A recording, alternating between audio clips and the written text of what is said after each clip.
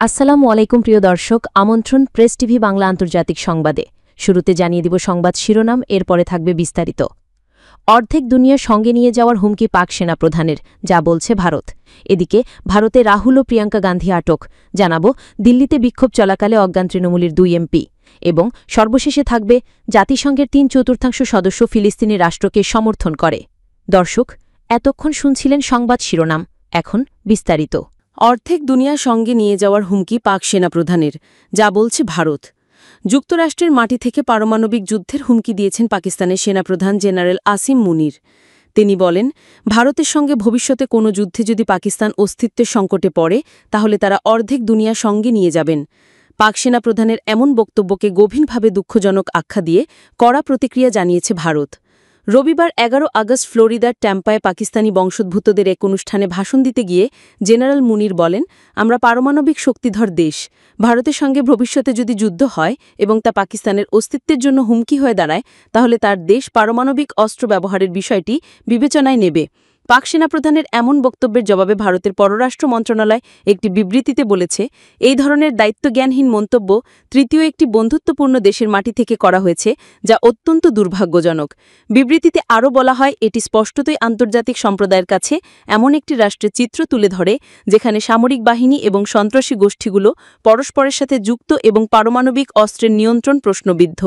নয়াদিল্লি জানিয়েছে, পাকিস্তানের এই পারমাণবিক ব্ল্যাকমেইল তারা কখনোই মেনে নেবে না এবং দেশের জাতীয় নিরাপত্তা রক্ষায় প্রয়োজনীয় সব ধরনের পদক্ষেপ নেওয়া অব্যাহত থাকবে। ভারত সরকারের ঘনিষ্ঠ সূত্রগুলো দাবি করেছে, পাকিস্তানের সেনাপ্রধানের এই বক্তব্য প্রমাণ করে যে ইসলামাবাদ একটি দায়িত্বজ্ঞানহীন পারমাণবিক শক্তিধর রাষ্ট্র।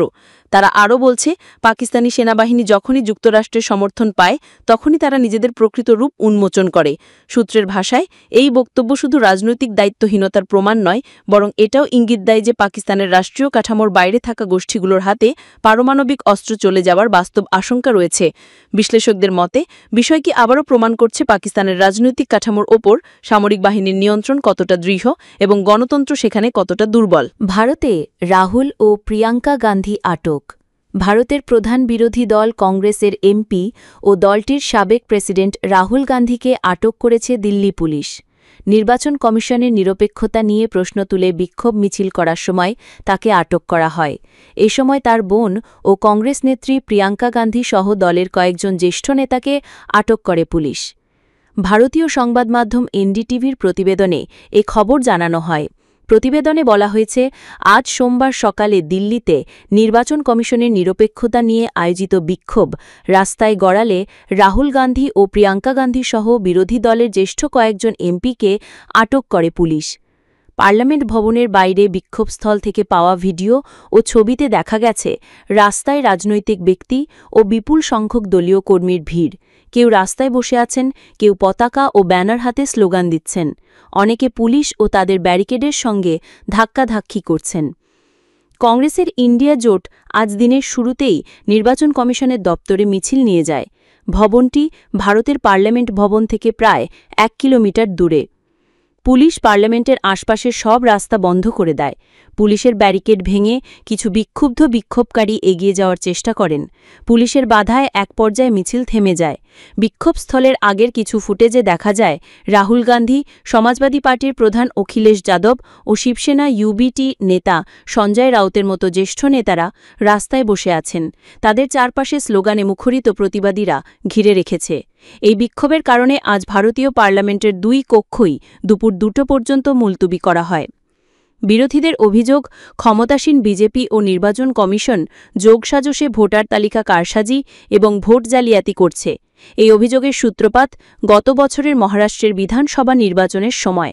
বিরোধী জোট কংগ্রেস, শিবসেনা, উদ্ধব ঠাকরে ও এনসিপি শরদ পাওয়ারের দাবি, নির্বাচন কমিশন ভোটার তালিকা বদলে বিজেপির জয় নিশ্চিত করেছে। তারা উল্লেখ করেছেন, রাজ্যের কেন্দ্রীয় নির্বাচনের মাত্র 6 মাস পর হঠাৎ অস্বাভাবিকভাবে নতুন ভোটার সংখ্যা বেড়ে যাওয়া বড় অসঙ্গতি। সব অভিযোগের জবাবে নির্বাচন কমিশন বলেছে, তাদের প্রক্রিয়া স্বচ্ছ এবং স্বাধীন ও সুষ্ঠু নির্বাচন নিশ্চিত করার জন্যই এসব পদক্ষেপ নেওয়া হয়েছে। কমিশন রাহুল গান্ধীকে চ্যালেঞ্জ জানিয়ে বলেছে, তিনি যেন স্বাক্ষর করা হলফনামায় এসব অভিযোগের প্রমাণ পেশ করেন। দিল্লিতে বিক্ষোভ চলাকালে অজ্ঞান তৃণমূলের 2 এমপি। ভারতে ভোটে কারচুপির অভিযোগে রাজধানী নয়াদিল্লিতে নির্বাচন কমিশনের কার্যালয় অভিমুখে বিরোধী জোটের প্রায় ৩০০ এমপির বিক্ষোভ মিছিল ঘিরে নাটকীয় পরিস্থিতি তৈরি হয়েছে। সোমবার সকালের দিকে দেশটির বিরোধী দল কংগ্রেসের জ্যেষ্ঠ নেতা রাহুল গান্ধী নেতৃত্বাধীন এই বিক্ষোভ মিছিলে বাধা দিয়েছে পুলিশ। পরে রাহুল গান্ধী ও তার বোন প্রিয়াঙ্কা গান্ধী সহ শতাধিক এমপিকে গ্রেফতার করেছে পুলিশ। এ সময় বিক্ষোভে অংশ নেওয়া পশ্চিমবঙ্গের মুখ্যমন্ত্রী মমতা বন্দ্যোপাধ্যায়ের রাজনৈতিক দল তৃণমূল কংগ্রেসের অন্তত ২ জন এমপি চেতনা হারিয়ে পড়ে যান। পরে রাহুল গান্ধী সহ অন্যান্য এমপিরা তাদের সহায়তায় এগিয়ে আসেন এবং গাড়িতে তুলে হাসপাতালের উদ্দেশ্যে পাঠিয়ে দেন। দেশটির সংবাদ মাধ্যম ইন্ডিয়া টুডের প্রতিবেদনে বলা হয়েছে, দিল্লিতে সংসদ ভবন এলাকা থেকে কংগ্রেস নেতা রাহুল গান্ধীর নেতৃত্বে নির্বাচন কমিশন অভিমুখী বিক্ষোভ মিছিল মাঝপথে থামিয়ে দেয় পুলিশ। এ সময় বিক্ষোভে অংশ নেওয়া বিরোধী দলীয় এমপি অখিলেশ যাদব সহ অনেকে পুলিশের ব্যারিকেড টপকে সামনে যাওয়ার চেষ্টা করেন।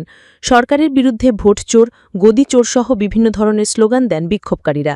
এ সময় পুলিশের সঙ্গে ধস্তাধস্তি ও অবস্থান ধর্মঘটের মাঝেই তৃণমূল কংগ্রেসের ২ এমপি মহুয়া মৈত্র ও মিতালি বাগ অজ্ঞান হয়ে পড়েন। বিক্ষোভে অংশ নেওয়া এমপিরা পানি ও প্রাথমিক চিকিৎসার মাধ্যমে তাদের সুস্থ করার চেষ্টা করেন। পরে মিতালি বাগকে হাসপাতালে নিয়ে যাওয়া হয়। দিল্লিতে এই বিক্ষোভে অংশ নেওয়া লোকসভার বিরোধী দলের নেতা রাহুল গান্ধী ও তার বোন প্রিয়াঙ্কা গান্ধী সহ কয়েকজন এমপিকে গ্রেফতার করেছে পুলিশ। কংগ্রেস সভাপতি মল্লিকার্জুন খাড়গে ও দলটির অন্যতম নেতা জয়রাম রমেশ সহ আরও কয়েকজনকে গ্রেফতার করা হয়েছে। গ্রেফতারের পর রাহুল গান্ধী বলেন, এই লড়াই রাজনৈতিক নয়, সংবিধান রক্ষার জন্য। তিনি বলেন, সত্য পুরো দেশের সামনে।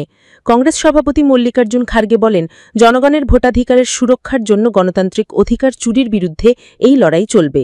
তিনি জোর দিয়ে বলেন, বিজেপির কাপুরুষোচিত একনায়কতন্ত্র আর চলবে না।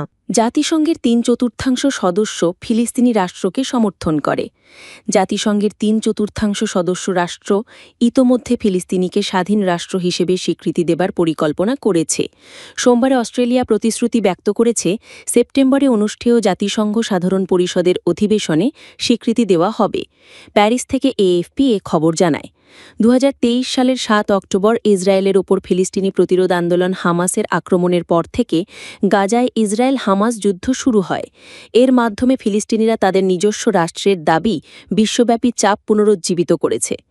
এই পদক্ষেপ দীর্ঘদিন ধরে প্রচলিত একটি দৃষ্টিভঙ্গি ভেঙে দিয়েছে যে ফিলিস্তিনিরা কেবল ইসরায়েলের সাথে আলোচনার মাধ্যমেই একটি রাষ্ট্রের মর্যাদা পেতে পারে। এএফপির এক হিসাব অনুযায়ী জাতিসংঘের ১৯৩ সদস্যের মধ্যে ফ্রান্স, কানাডা এবং ব্রিটেন সহ কমপক্ষে ১৪৫টি সদস্য দেশ এখন একটি ফিলিস্তিনি রাষ্ট্রকে স্বীকৃতি দিয়েছে বা স্বীকৃতি দেবার পরিকল্পনা করছে। রাষ্ট্রীয় মর্যাদার জন্য ফিলিস্তিনিদের আকাঙ্ক্ষার একটি সংক্ষিপ্ত সারসংখ্যা এখানে দেওয়া হল। ১৯৮৮ সালে আরাফাত ফিলিস্তিন রাষ্ট্র ঘোষণা করেন। ১৯৮৮ সালের ১৫ই নভেম্বর প্রথম ফিলিস্তিনি ইন্তেফাদা বা ইসরায়েলি শাসনের বিরুদ্ধে বিদ্রোহের সময় ফিলিস্তিনি নেতা ইয়াসির আরাফাত একতরফাভাবে জেরুজালেমকে রাজধানী করে একটি স্বাধীন ফিলিস্তিনি রাষ্ট্র ঘোষণা করেন। তিনি আলজেরিয়াসে নির্বাচিত ফিলিস্তিনি জাতীয় কাউন্সিলের এক সভায় এই ঘোষণা দেন। এখানে দ্বিরাষ্ট্র সমাধানকে লক্ষ্য হিসেবে গ্রহণ করা হয়েছিল এবং স্বাধীন ইসরায়েল ও ফিলিস্তিনি রাষ্ট্র পাশাপাশি বিদ্যমান ছিল। এর কয়েক মিনিট পরেই আলজেরিয়া প্রথম রাষ্ট্র হিসেবে আনুষ্ঠানিকভাবে স্বাধীন ফিলিস্তিনি রাষ্ট্রকে স্বীকৃতি দেয়।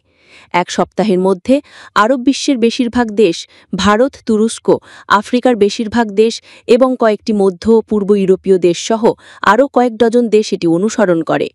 পরবর্তী স্বীকৃতির ধারা ২০১০-এর শেষের দিকে এবং ২০১১-র প্রথম দিকে আসে। এই সময় মধ্যপ্রাচ্য শান্তি প্রক্রিয়ায় সংকট সৃষ্টি হয়।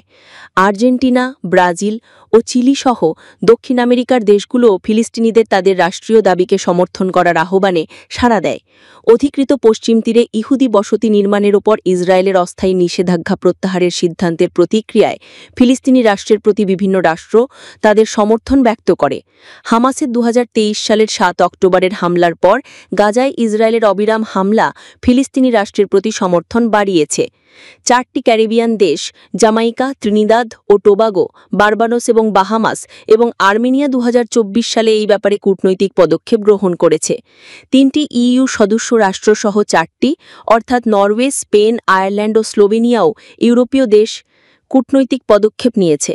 সুইডেন 2014 সালে কূটনৈতিক পদক্ষেপের পর 10 বছরের মধ্যে এটি ইউরোপীয় ইউনিয়নের প্রথম পদক্ষেপ, যার ফলে ইসরায়েলের সাথে সম্পর্কে টানাপোড়েন দেখা দেয়। পোল্যান্ড, বুলগেরিয়া ও রুমানিয়ার মতো অন্যান্য সদস্য রাষ্ট্র ইইউতে যোগ দেওয়ার অনেক আগে থেকেই 1988 সালে এই পদক্ষেপ নেয়। অন্যদিকে পূর্ব ব্লকের কিছু দেশ যেমন হাঙ্গেরি ও চেক প্রজাতন্ত্র এখনও রাষ্ট্র হিসেবে ফিলিস্তিনকে স্বীকৃতি দেয়নি। অস্ট্রেলিয়ার প্রধানমন্ত্রী অ্যান্থনি আলবানিস সোমবার বলেছেন, অস্ট্রেলিয়া আগামী জাতিসংঘ সাধারণ পরিষদের অধিবেশনে ফিলিস্তিনি জনগণের নিজস্ব রাষ্ট্রের অধিকারকে স্বীকৃতি দেবে। গত মাসে ফ্রান্স বলেছিল তারা সেপ্টেম্বরে একটি ফিলিস্তিনি রাষ্ট্রকে স্বীকৃতি দিতে চায়। অন্যদিকে ব্রিটেন বলেছে ইসরায়েল গাজায় যুদ্ধবিরতি সম্মত হওয়া সহ বস্তুগত পদক্ষেপ না নিলে তারাও একই কাজ করবে। কানাডাও সেপ্টেম্বরে একটি ফিলিস্তিনি রাষ্ট্রকে স্বীকৃতি দেওয়ার পরিকল্পনা করছে। কানাডা সেপ্টেম্বরে একটি ফিলিস্তিনি রাষ্ট্রকে স্বীকৃতি দেওয়ার পরিকল্পনা করেছে। প্রধানমন্ত্রী মার্ক কার্নি বলেছেন, এটি একটি নাটকীয় নৈতিক পরিবর্তন যা ইসরায়েল তাৎক্ষণিকভাবে প্রত্যাখ্যান করেছে।